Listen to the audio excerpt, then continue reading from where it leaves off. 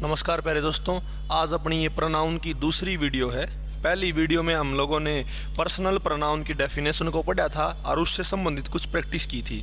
चलिए दोस्तों, आज की वीडियो में हम जेंडर स्पेसिफिक प्रोनाउंस के बारे में पढ़ेंगे। किसके लिए हैं वो gender specific pronouns? Inanimate objects के लिए, यानी निर्जीव जो वस्तु हैं उनके लिए कौन कौन से जेंडर स्पेसिफिक प्रोनाउंस हैं। इस बात को समझने से पहले एक छोटी सी बात हम समझेंगे, क्योंकि हम लोगों ने समझा था कि लड़के के लिए जो प्रोनाउन यूज करते हैं वो हम करते हैं ही, हिज, हिम, और अगर बात लड़की की आए तो लड़की के लिए हमने प्रोनाउन यूज किया था सी, हर और हर। लेकिन अगर नॉन लिविंग के लिए बात है, नॉन लिविंग मतलब किसी निर्जीव चीज़ के लिए बात है, तो नॉन लिविंग के लिए हमने यूज किया था इट, इट्स और इट। ठीक है दोस्तों, लेकिन अगर बात आए पर्सोनिफिकेशन की, तब ये रूल बदल जाएंगे, तब इट, इट्स, इट का प्रयोग नहीं होगा। तो पर्सोनिफिकेशन क्या है पहले वो सिखाता हूँ, उसके बाद पर्सोनिफिकेशन का नॉन लिविंग पर असर क्या पड़ेगा वो ऑटोमेटिक आप लोगों को समझ आ जाएगा। दोस्तों पर्सोनिफिकेशन को हिंदी में बोलते हैं मानवीकरण अलंकार। पर्सोनिफिकेशन को हिंदी में बोलेंगे मानवीकरण अलंकार। दोस्तों अब अलंकार क्या होता है आप लोगों ने हिंदी की कक्षा में अवश्य पढ़ा होगा। अलंकार का मतलब है कि एक ऐसा तत्व जो शब्द या फिर अर्थ के माध्यम से काव्य की सुंदरता बढ़ाए, हम उस तत्व को अलंकार कहते हैं। दोस्तों तो कई प्रकार के अलंकार होते हैं, जैसे आपने बचपन में पढ़ा होगा अनुप्रास अलंकार। चंदू के चाचा ने चंदू की चाची को चांदी की चम्मच से चांदनी चौक पर चटनी चटाई। तब जो बात मैंने बोली है उसमें बार बार च वर्ण आ रहा है दोस्तों। तो ऐसे कोई भी लेटर अगर बार बार आ रहा है, यानी रिपीट अगर होने लग रहा है, तो वहाँ अनुप्रास अलंकार होता है। बहुत सारे अलंकार होते हैं, जैसे अनुमान की पूछ में लगन न पाई आग, लंका सिगरी जल गई, गए निशाचर भाग। अब इस बातचीत में अनुमान की पूछ में आग तो लगी नहीं है, उससे पहले निशाचर यानी राक्षस भाग गए। क्या ऐसा पॉसिबल हो सकता है? तो जब बात को बहुत ज़्यादा बढ़ा चढ़ाकर पेश किया जाए तो वहाँ अतिशयोक्ति अलंकार होता है दोस्तों। तो ऐसे ही बहुत सारे अलंकार होते हैं, और उन अलंकारों में से एक अलंकार है मानवीकरण अलंकार। उसका आज हम जिक्र करेंगे और वो अपनी इंग्लिश में बड़ा काम भी आएगा दोस्तों। ठीक है, तो मानवीकरण अलंकार को इंग्लिश में बोलते हैं पर्सोनिफिकेशन, और अलंकार को इंग्लिश में बोलते हैं figure of speech. Figure of speech के लिए मैं एक अलग से वीडियो भी बना दूंगा भैया जी। फिलहाल केवल हम डिस्कस करेंगे पर्सोनिफिकेशन के बारे में। दोस्तों पर्सोनिफिकेशन में होता क्या है, जब कविता में हमें या किसी बातचीत में हमें उस बातचीत की सुंदरता को बहुत ज़्यादा बढ़ा चढ़ा के पेश करना हो, तब हम नॉन लिविंग चीज़ों को यानी निर्जीव वस्तुओं को ऐसा शो करने की कोशिश करते हैं जैसे कि वो लिविंग यानी सजीव हों। उदाहरण के तौर पे हिंदी में आपने सुना होगा, मेघ आए बड़े बंठन के सज सवर के। दोस्तों क्या मेघ यानी बादल बंठन के आ सकते हैं? क्या वो सज सवर के आ सकते हैं? क्योंकि सजना और सवरना तो लिविंग्स का यानी सजीवों का काम है। तो हमने मेघ यानी नॉन लिविंग को ऐसा शो किया जैसे कि वो लिविंग हो। इसी प्रक्रिया को दोस्तों मानवीकरण हिंदी में और अंग्रेजी में पर्सोनिफिकेशन कहते हैं। इतनी बात आप लोगों को समझ आई होगी। अब मानवीकरण अलंकार में नॉन लिविंग को लिविंग की तरह दिखाया गया है दोस्तों। अब लिविंग में या तो वो चीज़ मेल हो सकती है या फिर वो फीमेल। अब मेल है तो उसके लिए तीन शब्द यूज किए जाएंगे, ही, इज और हिम, क्योंकि आप जानते हो सब्जेक्ट के लिए ई, ऑब्जेक्ट के लिए हिम, और पजेसिव केस के लिए हिम, हिज यूज होगा। फीमेल के लिए दोस्तों सब्जेक्टिव केस के तौर पे सी यूज करेंगे, पजेसिव केस के तौर पर हर यूज करेंगे, और ऑब्जेक्टिव केस के तौर पर भी हर को यूज किया जाएगा। लेकिन अब सवाल ये है कि पर्सोनिफिकेशन में मेल कब माना जाएगा और फीमेल कब माना जाएगा? दोस्तों साइंस और साइकोलॉजी के अनुसार ऐसा माना जाता है कि जो दृढ़ता है, कठोरता है, गुस्सा है दोस्तों, ताकत, जितनी भी स्ट्रेंथ वाली चीजें हैं उन सब का प्रतीक पुरुष है। इन सब चीजों का प्रतीक कौन है? पुरुष। ठीक है भैया। सुंदरता, मृदुलता यानी ब्यूटी है जो, ठीक है, सॉफ्टनेस है, ठीक है दोस्तों, या कोई रचना, कोई नई चीज़ अगर बनाई जा रही है, ममता या प्यार, मोहब्बत, प्रेम, इन सब का प्रतीक महिला है दोस्तों। समझ में बात आई है। जैसे हम लोग भारत माता बोलते हैं, कई बार लोगों के मन में एक वहम होता है कि भारत को माँ क्यों बोला। अब जैसे कई लोग जो पुरुष प्रधान, हम भारत देश में रहने लग रहे हैं और भारत देश एक पुरुष प्रधान देश है दोस्तों। तो पुरुष प्रधान देश की एक खासियत है कि वो हमेशा पुरुषों को ही ऊपर देखने की कोशिश करते हैं। अब इस पुरुष प्रधान देश में ये माना गया है कि भारत को, कई बार आरोप लगता है टीचर्स पर भी और बोलने वालों पर भी कि भारत को माता क्यों बोला है, भारत को पिता क्यों नहीं बोलते। दोस्तों, पिता प्रतीक है शक्ति का और माता प्रतीक है ममता की, ठीक है। हम भारत को ममता के रूप में, भारत को हम आंचल के रूप में दिखाना चाह रहे हैं, इसलिए हमने भारत को माँ बोला है, भारत को हमने स्त्री बोला है। और स्त्री में जो शुद्धतम रूप है वो माँ है, और वैसे ही पुरुष में शुद्धतम रूप क्या है, पिता है। जैसे सूर्य है, सूर्य को हमने पिता का रूप दिया है, और जैसे धरती को हमने माता का रूप दिया है, क्योंकि धरती भी वही काम करने लग रही है जो हमारी माँ ने किया है, इसलिए हमने उसको क्या बोला है, माता। समझ रहे हैं दोस्तों। तो यहाँ कोई फेमिनिज्म या फिर जेंडर इक्वलिटी की बात नहीं है, यहाँ सिंपल सी बात है कि भारत ममता का प्रतीक है और ममता की प्रतीक महिला है, और महिला में सुप्रीम जो है वो कौन है, माँ। ठीक है दोस्तों, इतनी बात समझ में आई है, ये चीज़ है तो समझे होंगे आप। अब यहाँ आते हैं, the sun is a star, blank is the only natural source of light. यहाँ पर जो ब्लैंक आपने भरना है वो सन के लिए भरना। भी सूर्य एक तारा है और खालिस्तान धरती पर, या फिर Khalistan is the only natural source of light, वो भी खालिस्तान लाइट का एक नेचुरल सोर्स है। तो कौन है वो खालिस्तान है, वो सूर्य है। तो सूर्य नॉन लिविंग चीज़ है, तो नॉन लिविंग के लिए क्या यूज होता, इट। यहाँ अगर पर्सोनिफिकेशन यूज हुआ होता तो हम ही या फिर सी में से चुनते, बट यहाँ पर्सोनिफिकेशन यूज नहीं हुआ है दोस्त। The sun shines with all blank fury in June. अब फ्यूरी की बात है दोस्तों, यहाँ अगर गुस्से का प्रतीक के रूप में बात कर रहे हो तो क्या सूर्य का कोई गुस्सा होता है, नहीं जी। गुस्सा करना काम है सजीवों का। इसका मतलब सूरज को यहाँ सजीवों की तरह दिखाया गया है। सूरज है तो नॉन लिविंग, लेकिन हमने इसको दिखाया है लिविंग की तरह। तो ये संभव हो पाया मानवीकरण यानी पर्सोनिफिकेशन के कारण।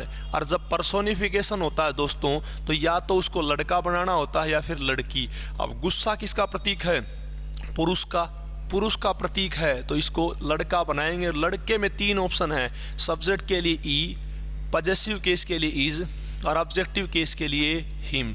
अब बात यह है यहाँ पर कौन सा इनमें से केस आएगा, तो कौन सा केस आएगा, बहुत आसान सी बात है दोस्तों।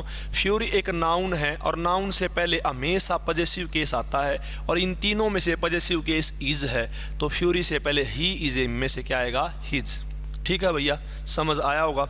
उसके बाद है the sea screeched with all blank might. अब जो सी है, समंदर है, वो स्क्रीच हुआ पूरी ताकत के साथ। अब ताकत के साथ हुआ तो हमने इसको मर्दाना शो करने की कोशिश की है, इसको पौरुष देने की कोशिश की है दोस्तों, और पौरुष देने की कोशिश की है तो वही ऑल हिज माइट, ऊपर वाले कॉन्सेप्ट की तरह। ठीक है भैया। अ काव is a milk animal. Milk का मतलब होता है दोस्तों जो दूध दे, तो काव एक दुधारू पशु है। Blank is very useful Mankind. अब किसके बारे में बात हो रही है, पशु के बारे में बात हो रही है, और पशु के लिए हम यूज करते हैं इट। ठीक है दोस्तों, अगर यहाँ पर्सोनिफिकेशन रहा होता तो हम ई और सी का प्रयोग करते। आप जानते हैं नॉन लिविंग चीज़ के लिए और पशु के लिए आप हमेशा प्रोनाउन को यूज़ करेंगे, कौन सा, इट। ठीक है। हाँ, अगर पालतू पशु की बात होती, जैसे मान लो कुत्ता है, जनरल कोई कुत्ता है तो कुत्ते के लिए यूज़ करते इट, इट, इट्स, इट। भाई possessive case it's, objective case it और सब्जेक्टिव केस भी इट। ठीक है। तो जनरल कोई भी कुत्ता उसके लिए ईट यूज करेंगे, लेकिन अगर वो पालतू कुत्ता है, टॉमी है तो ई, और जूली है तो सी दोस्तों। ठीक है भैया।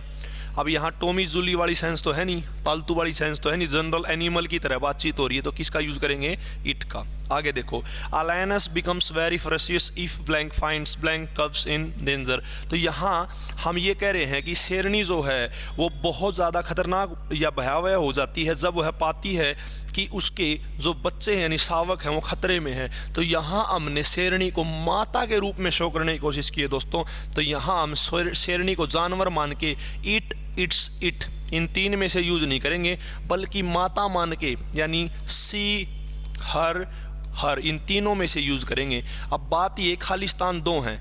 एक खालिस्तान तो है वर्ब या फाइंड्स वर्ब, वर्ब से पहले होता है दोस्त सब्जेक्ट। इन तीनों में से सब्जेक्ट कौन सा है? सी। तो क्या होगा? If C finds. कर्व्स जो हैं वो एक नाउन है और नाउन से ठीक पहले दोस्तों होता है पजेसिव केस। इनमें से पजेसिव केस ये बीच वाला है यानी हर। अब आप मानोगे कि ऑब्जेक्टिव केस भर दो अच्छा ये पजेसिव केस, बात तो एक नहीं भैया। आज यहाँ सी, हर में पजेसिव केस और ऑब्जेक्टिव केस आपको एक जैसे लग रहे हैं, लेकिन अगर इसी की जगह ही, इज, इम की बात होती तो यहाँ पजेसिव केस और ऑब्जेक्टिव केस अलग अलग हैं। तो ये कभी भी नहीं मानना है कि यहाँ पजेसिव केस भर देते चाहे ऑब्जेक्टिव केस, बात एक होती। यहाँ पर हमने अर को पजेसिव केस की तरह भरा है। क्यों भरा है? क्योंकि कव्स जो है वो नाउन है और नाउन से ठीक पहले हमेशा पजेसिव केस आ सकता है। नाउन से पहले कभी भी ऑब्जेक्टिव केस या फिर सब्जेक्टिव केस नहीं आएगा दोस्तों। ठीक है, यहाँ तक मेरे हिसाब से आपको समझ आया होगा। एक लास्ट सेंटेंस रह गया, nature showers blank love on all. जो प्रकृति है वो सभी के ऊपर अपने प्रेम की बौछार करती है दोस्तों। अब प्रकृति है तो नॉन लिविंग, लेकिन हमने इसको शो किया है क्योंकि लव की, प्रेम की बौछार तो सजीव ही कर सकते हैं। तो प्रकृति को हमने प्रेम का प्रतीक माना है और प्रेम का प्रतीक महिला है। और महिला है तो महिला के लिए तीन ऑप्शन है, सब्जेक्ट के लिए सी, पजेशन के लिए हर और ऑब्जेक्टिव के लिए दोस्तों हर। तो यहाँ जगह किसकी है? Nature showers blank love on all.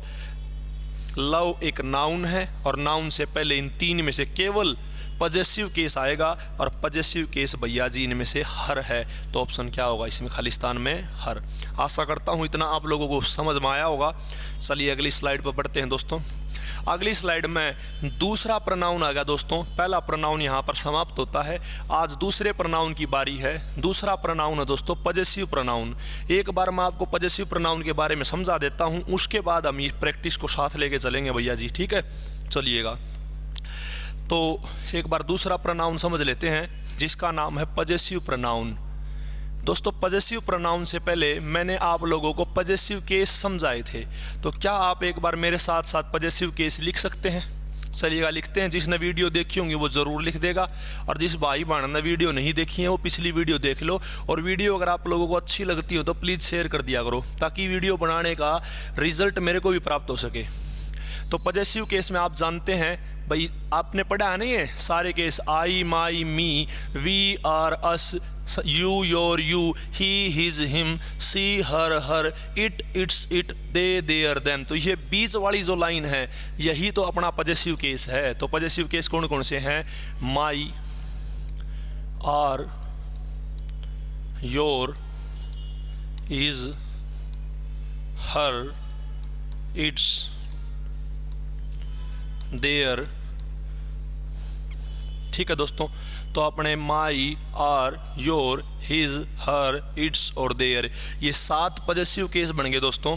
अब ये जो 7 पजेसिव केस हैं इनकी एक खास बात है कि इनके साथ हमेशा नाउन आता है दोस्तों। क्या आता है? नाउन।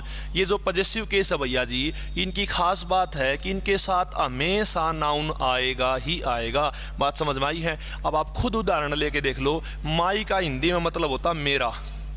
माई का हिंदी में मतलब है दोस्तों मेरा।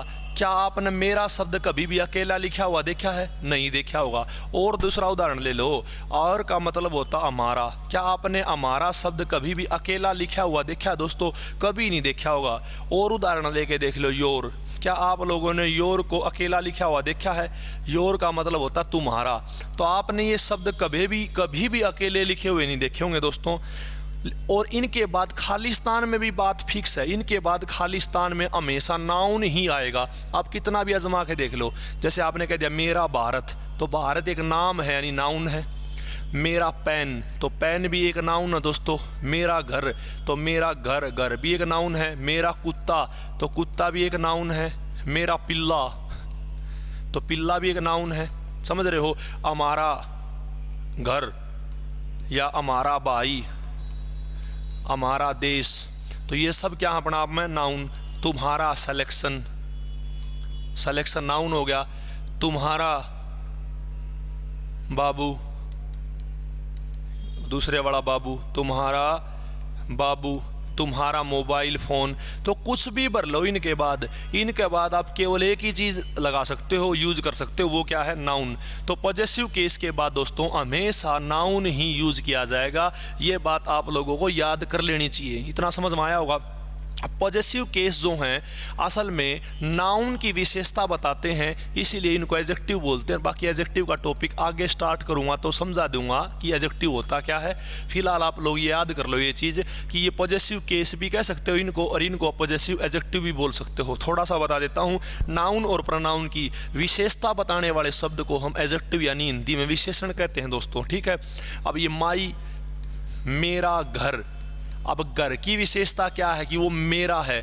घर एक नाउन है और नाउन की विशेषता किसने बताई, मेरा ने। तो नाउन की विशेषता बताने वाला क्या होता है, एडजेक्टिव। इसीलिए हम लोगों ने इनको क्या बोला दोस्तों, पॉजेसिव केस या फिर पॉजेसिव एडजेक्टिव। इतना समझ में आया है। अब बात ये है, अगर माई प्लस नाउन है तो इट्स ओके, कोई दिक्कत बात नहीं है। लेकिन अगर आपको यहाँ से नाउन को हटाना है तो माई बदल जाएगा किसमें, माइन में। इतनी बात समझ में आई है। यानी माई प्लस नाउन है और नाउन हटा दिया तो माई का क्या हो जाएगा, माइन हो जाएगा दोस्तों। इतनी बात समझ में आई है या नहीं आई है, ठीक है। ठीक वैसे ही भाई आर है, और से अगर आपने नाउन हटा दिया तो और का बन जाएगा ऑर्स। अगर माई से नाउन हटा दिया तो इसका बन जाएगा माइन। योर से अगर नाउन हटा दिया तो इसका बन जाएगा योर्स। इज से नाउन हटाओगे तो आपको इसके साथ भी एस लगाओ गुरुजी, बट इज के साथ अगर एस लगाओगे तो बोल के देखो आप एक बार, हिज। ऐसे गंदी सी साउंड आ रही है। इस साउंड को इंग्लिश में बोलते हैं ईसिंग साउंड। और दोस्तों ये ईसिंग साउंड कभी भी अच्छी नहीं लगती। और ये ईसिंग साउंड किसकी वजह से आ रही है, इस एस की वजह से। तो इस एस को ही ख़त्म कर दो, इसीलिए इस इज के साथ हमने एस नहीं लगाया है दोस्तों, ठीक है। आर का क्या बनाओगे, हर्ष। इट्स का वही ईसिंग साउंड के कारण इट्स ही रहेगा। और देयर का क्या बनेगा, देयर्स। वैसे इट्स का कभी भी पॉजेसिव प्रोनाउन नहीं बनता है। अगर ऑन इसके साथ हो तो ही बनता है, वो आगे मैं आप लोगों को पढ़ा दूंगा। फिलहाल आपको समझ आया होगा कि ये जो पॉजेसिव केस हैं उनके साथ अगर नाउन है तो बहुत बढ़िया बात है। अगर नाउन नहीं है तो बदल जाएंगे किस में, माई नाउन हटते ही माइन में, आर नाउन हटते ही आर्स में, योर नाउन हटते ही योर्स में, इज नाउन हटते ही हिज में, हर नाउन हटते ही हर्स में, देयर नाउन हटते ही देयर्स में। और दोस्तों जैसे इनके पास से नाउन हटेगा उस शब्द को हम बोलते हैं पॉजेसिव प्रोनाउन। क्या बोलते हैं दोस्तों, पॉजेसिव प्रोनाउन। तो बताओ प्यारे दोस्तों, मेरे भाइयों बहनों, पॉजेसिव एडजेक्टिव में और पॉजेसिव प्रोनाउन में क्या फ़र्क है। पॉजेसिव एडजेक्टिव के साथ हमेशा आपको नाउन मिलेगा और पॉजेसिव प्रोनाउन के साथ आपको कभी भी नाउन नहीं मिलेगा, क्योंकि नाउन की डेफिनेशन, पॉजेसिव प्रोनाउन की डेफिनेशन ही क्या है। अब दोस्तों प्रोनाउन की आप लोगों ने डेफिनेशन ही क्या पढ़ी थी, आपने पढ़ा था कि नाउन अगर किसी भी सेंटेंस में 2 बार आए, किसी भी बातचीत में 2 बार आए, तो उस नाउन की जगह यूज होने वाले शब्द को ही हम प्रोनाउन कहते हैं। सिंपल सी बात है कि भाई अगर नाउन रिटायर होगा तो उसकी जगह क्या होगा, प्रोनाउन। सिंपल सी बात समझ में आई है। नाउन अगर रिटायर होगा तो नाउन की जगह क्या आएगा, प्रोनाउन। अब नाउन रिटायर होगा इसका मतलब नाउन हटेगा, तब ही आगे क्या आएगा, प्रोनाउन। तो यही बात मैंने यहाँ समझाई है। अगर नाउन हटेगा तभी हम इनको प्रोनाउन बोल सकते हैं। अब जैसे एक सेंटेंस मैं आपको देता हूँ, ऐसे लिखा हो, माई बैग इज हेयर, मेरा बैग यहाँ है, ये सेंटेंस मान लो। अब इस सेंटेंस में प्यारे दोस्तों क्या ये माई प्रोनाउन है, आप कहोगे नहीं सर, प्रोनाउन तभी होता है जब नाउन को रिटायर यानी हटा दिया गया हो, ठीक है। इसके साथ तो नाउन है, अब नाउन इसके साथ है तो ये पॉजेसिव एडजेक्टिव है दोस्तों। इतनी बात समझ में आई है। अगर मैं ये कह दूं कि देयर, या ये कह दूं दिस बैग इज माइन, अब इस सेंटेंस में प्यारे दोस्तों माइन को अंडरलाइन करके अगला पूछ ले ये क्या है, तो इसमें तो ये कहोगे आप कि ये तो है पॉजेसिव प्रोनाउन और यहाँ इस माइन से पहले जो माई है ये है पॉजेसिव एडजेक्टिव। आशा करता हूँ इतना आप लोगों को समझ में आया होगा, और अगर समझ में आया होगा तो चलिए एक प्रैक्टिस आप लोगों के सामने हाजिर है। चलिएगा जनाब, इसके साथ न्याय करो। This is my book and that is blank. तो बताओ इस सेंटेंस में उत्तर क्या होगा। भाई ये सेंटेंस ऐसा था, this is my book and that is your book, that is your book. तो अगर ऐसे सेंटेंस होता तो बताओ आप कैसे गलती इसमें छाटते। देखो अब इस सेंटेंस में दोस्तों बुक को 2 बार रखा गया है, ठीक है, और बुक एक नाउन है तो नाउन कभी भी 2 बार नहीं आएगा। तो आपने बुक को काट दिया कि बुक नाउन है और ये 2 बार नहीं आएगा। फिर आपने समझा था कि योर पॉजेसिव केस है और पॉजेसिव केस के साथ हमेशा नाउन आएगा। अब नाउन को तो रूल के अकॉर्डिंग काट दिया गया, तो योर बिना नाउन के नहीं रहेगा, और योर के पास से अगर नाउन हटा दिया तो ये पॉजेसिव केस ना रह के पॉजेसिव प्रोनाउन बनेगा। क्या बनेगा? योर्स। क्या बनेगा दोस्तों? योर्स। इतनी बात समझ में आई है? तो सही उत्तर क्या रहेगा? ना तो योर्स बुक, 2 योर्स हैं। देखो एक एपोस्ट्रोफे एस वाला है, तो एपोस्ट्रोफे एस वाला गलत होता है दोस्तों। असली जो योर्स है वो है योर्स। तो सेकंड ऑप्शन सही होगा। ब्लैंक बस अराइव्ड ऑन टाइम। अब बताओ इसमें क्या आएगा। देखो बस एक नाउन है तो नाउन के साथ पॉजेसिव केस आएगा, ना कि पॉजेसिव प्रोनाउन। इन तीनों में से पॉजेसिव प्रोनाउन कौन सा है? देयर्स। ये पॉजेसिव केस है और ये देयर्स कुछ भी नहीं है फिलहाल। तो समझ रहे दोस्तों, ये एपोस्ट्रोफे एस लगेगा ही नहीं इसके साथ, वो बाद की बात है, मैं बाद में समझाऊंगा। इन 2 में से आप ऑप्शन ले सकते हो। अब सोच कर देखो, बस नाउन है तो नाउन के साथ पॉजेसिव केस आएगा, तो पॉजेसिव केस कौन सा है? देयर। ठीक है दोस्तों। अब ये देयर्स जो है तो पॉजेसिव प्रोनाउन है, और पॉजेसिव प्रोनाउन तभी आता जब नाउन हटे, बट यहाँ तो नाउन है। The dog had a chain around blank neck. अब बात है कुत्ते के गले के चारों तरफ एक चेन थी। अब बात ये है, अब कुत्ता एक जानवर है और जानवर के लिए पॉजेसिव केस, जानवर के लिए क्या बनेगा? इट, इट्स और इट। पॉजेसिव केस क्या बनता है? इट्स। समझे दोस्तों। अब नेक यानी गर्दन है, गर्दन किसकी है? जानवर की, और जानवर नॉन लिविंग है, नॉन लिविंग के लिए पॉजेसिव केस क्या है? इट्स। अब देखो ये एपोस्ट्रोफे एस वाला जो इट्स है इसका मतलब होता है इट इज, लेकिन यहाँ हम इट इज की चर्चा नहीं कर रहे, यहाँ हम चर्चा करें इट्स की। तो क्या होगा उत्तर? इट्स। ठीक है दोस्तों, क्योंकि हमने पढ़ा था पॉजेसिव केस है और उसके साथ नाउन है, तो बिल्कुल ठीक वाली बात, कोई दिक्कत नहीं है। अब माई अ फ्रेंड हैज़ कम, ये सेंटेंस बिल्कुल गलत है दोस्तों। ऐसी श्रेणी में हम, जैसे माई भी है और ए भी वाली बात है, तो इसको क्या करना है? ऐसी अरेंजमेंट में रखेंगे। अ friend of mine, a friend of mine has come. ये अरेंजमेंट गलत है, इसकी अरेंजमेंट ऐसे होगी, अ फ्रेंड ऑफ माइन। ठीक है दोस्तों, ये चीज़। The police will give her report in a week. अब इस सेंटेंस में गलती छाटो क्या है। अब देखो ये जो पुलिस है इसी के लिए तो हर वर्ड आया है, समझ रहे दोस्तों। और पुलिस अपने आप में एक प्लूरल नाउन है। आपने पढ़ा था पुलिस, पीजेंट्री पढ़ा था ना, पब्लिक, ये जो 6-7 मैंने पी समझाए थे आपको, ये सब प्लूरल होते हैं। अब प्लूरल है तो प्लूरल के लिए हर थोड़े ना यूज़ होगा, प्लूरल के लिए पॉजेसिव केस यूज़ होता है देयर। तो यहाँ हर की जगह क्या सही होगा? देयर वर्ड सही होगा दोस्तों। ठीक है भैया, इतना समझ आया होगा। चलिएगा अब यहाँ आते हैं order of possessive adjective. Possessive adjectives का ऑर्डर देखना है दोस्तों।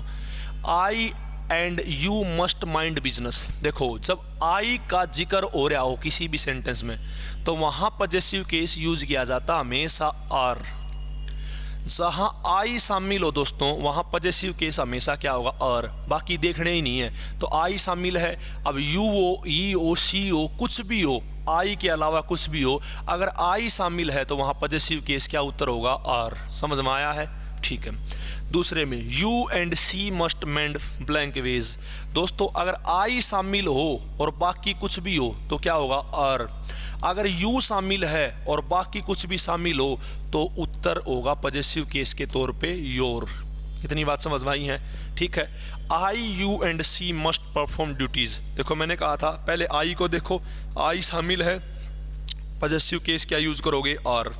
अगर आई ना होता तो फिर किसको देखते हम?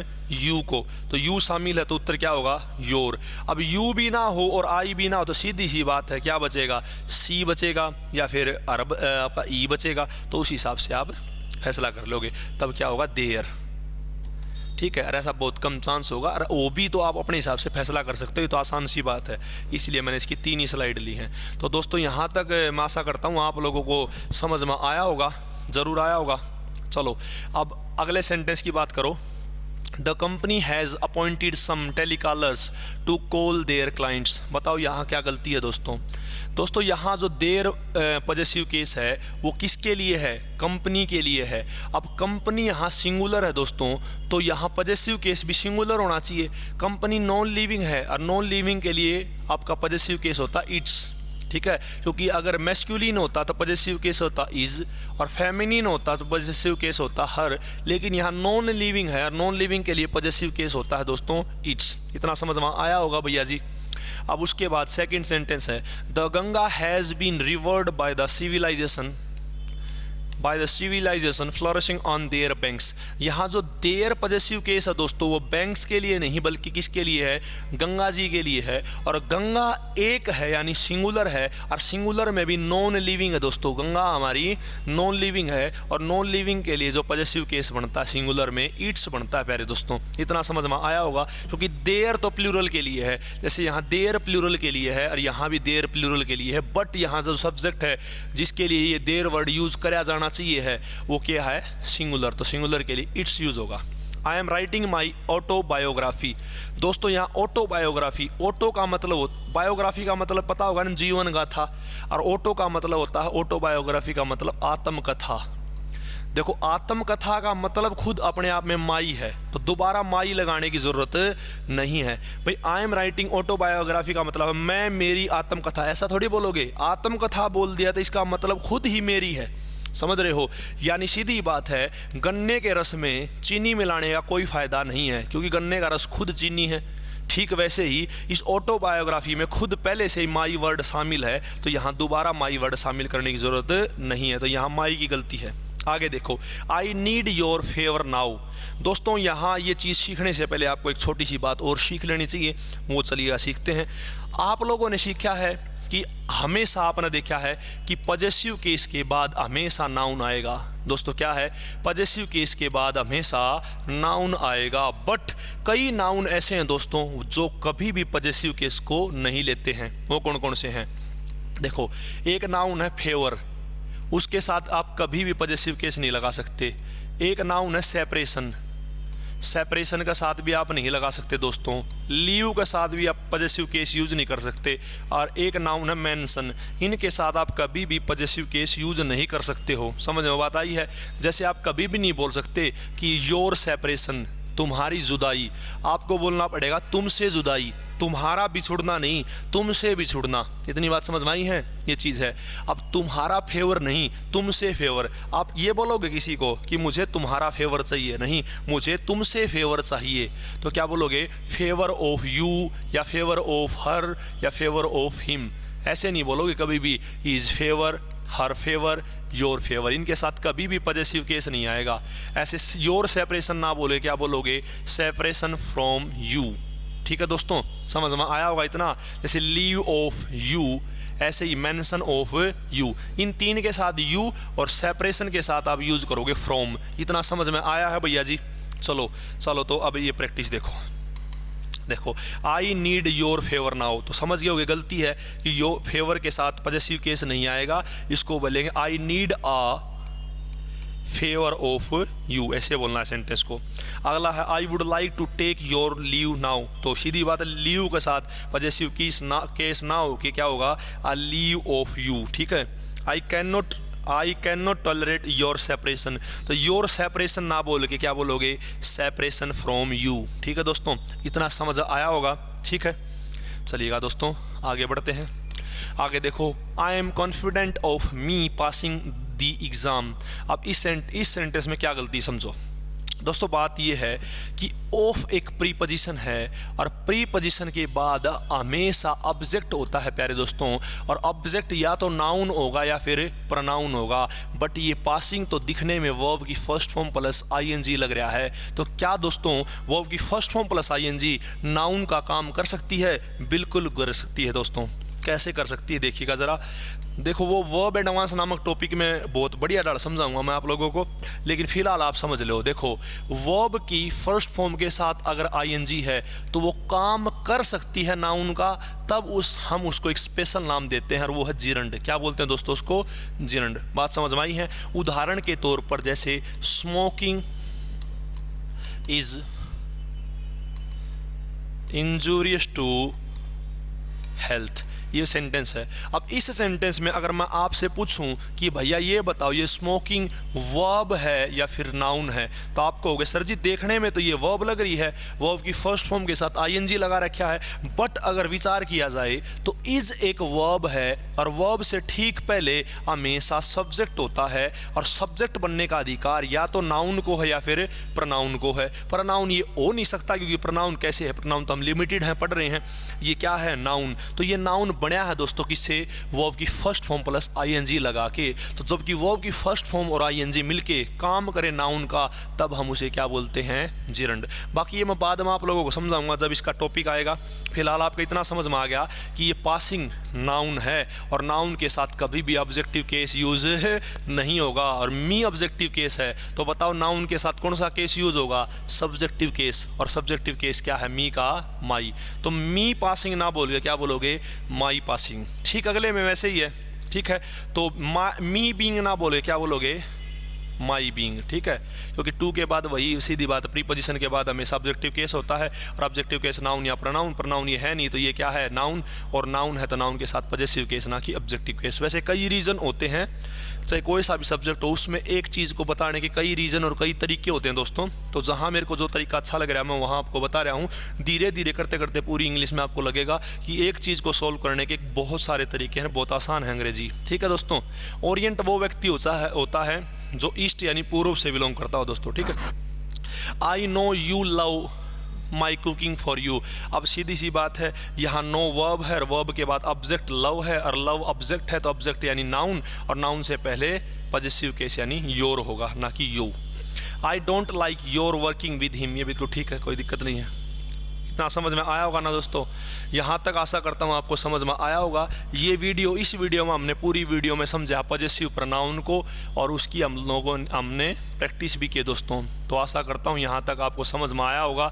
अगली वीडियो में हम लोग चर्चा करेंगे रेसिप्रोकल प्रोनाउन के बारे में। वीडियो अच्छी लगी हो तो बार बार कहता हूँ जी शेयर कर दिया करो, लाइक कर दिया करो, चैनल को सब्सक्राइब जो भी होता है ट्रप से ट्रप सारा कर दिया करो। आज के लिए इतना ही। जय हिंद, जय भारत।